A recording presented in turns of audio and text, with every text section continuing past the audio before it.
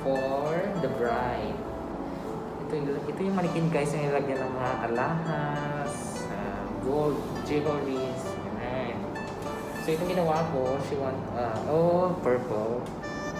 Ayan.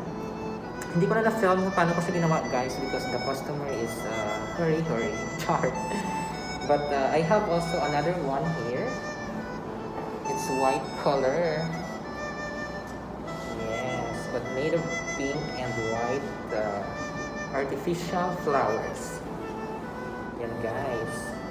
So very nice siya guys for gift during engagement. Yan.